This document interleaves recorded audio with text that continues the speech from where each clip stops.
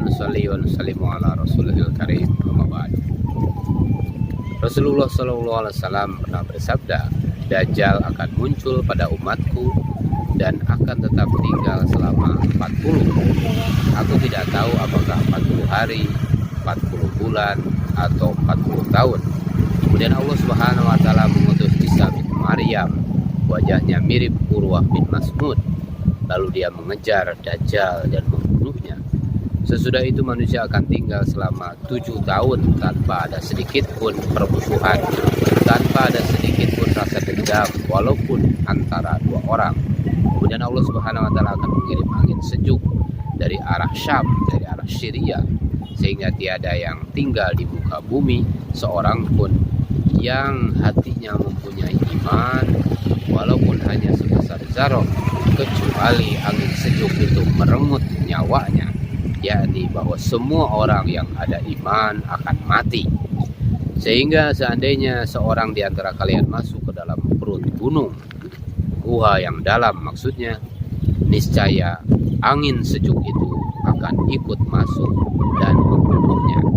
Setelah itu yang tersisa di muka bumi hanyalah orang-orang jahat yang ringan bagaikan burung, menganggap remeh urusan kejahatan dan berjiwa seperti binatang buas, tidak mengenal yang ma'ruf, tidak mengenal kebaikan dan tidak menolak yang mungkar. Kemudian setan menampakkan diri pada mereka dan berkata, tidakkah kamu menyambut perintah? Mereka berkata, apa yang engkau perintahkan kepada kami? Maka setan menyuruh mereka untuk menyembah berhala. Dalam keadaan mereka yang demikian, rezeki yang banyak terus mengalir kepada mereka dan mereka akan menikmati kehidupan yang baik dan kehidupan yang mewah. Kemudian ditiuplah sangkakala, maka tiada seorang pun yang mendengarnya kecuali memiringkan dan mengangkat lehernya, mendengar dengan penuh perhatian maksudnya. Dan orang yang pertama kali mendengar suara itu dan terpengaruh dengannya adalah seorang yang sedang mengisi bak air untuk unta-untanya. Kemudian ia akan terjatuh, tidak sadarkan diri, dan kemudian mati. Dan bersamaan dengannya orang-orang pun pada mati. Kemudian Allah Subhanahu wa taala akan menurunkan air hujan yang menyerupai embun, maka tumbuhlah jasad-jasad manusia seperti kecambah.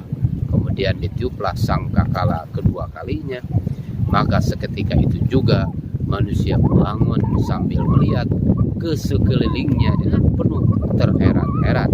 Lalu dikatakan kepada mereka, wahai manusia, bersegeralah kalian kepada Rob kalian. Dan diperintahkan kepada malaikat-malaikat, nantikanlah mereka, karena sesungguhnya mereka akan ditanya. Kemudian diperintahkan juga pada malaikat-malaikat itu, keluarkan atau pisahkan calon para penghuni neraka. Lalu ditanyakan, berapa banyak dari sekian banyak manusia itu? Maka dijawab, dari setiap 1000 orang pisahkan 999 orang sebagai penghuni neraka dan 1 orang sebagai penghuni surga. Nabi SAW bersabda, itulah hari yang menyebabkan anak-anak kecil menjadi beruban karena ketakutan, dan itulah hari di mana betis disingkapkan, menunjukkan sangat menakutkan hari itu, sehingga orang-orang ingin lari secepatnya. Saudara-saudara sekalian yang dimuliakan oleh Allah Subhanahu wa taala, kalau kita baca dalam riwayat yang lain, itu dikatakan mendengar bahwa 999 dari 1000 orang akan dilemparkan ke dalam neraka. Hal itu terasa sangat berat oleh para sahabat, sehingga berubahlah wajah-wajah mereka menjadi sangat sedih dan putus asa. Kemudian Rasulullah SAW bersabda, 999 adalah dari golongan Ya'juj dan Ma'juj, dan 1 orang dari kalian. Saudara-saudara sekalian yang dimuliakan Allah Subhanahu wa taala, ini menjadi bahan peringatan bagi kita, dan kita harus mengingatkan masalah ini, betapa kita hidup di dunia dalam keadaan yang lalai dari Allah Subhanahu wa taala. Sebagai sebagian besar daripada mereka bersenang-senang dengan gemerlapnya kehidupan dunia, padahal dunia ini ternyata menipu dan memperdayakan mereka sehingga lupa kepada tempat kembali dan lupa kepada hari kiamat dan hari akhirat. Semoga peringatan ini bermanfaat bagi kita. Subhanallah wa bihamdihi, subhanakallahumma wa bihamdika, asyhadu an la ilaha illa anta, astaghfiruka wa atubu ilaik.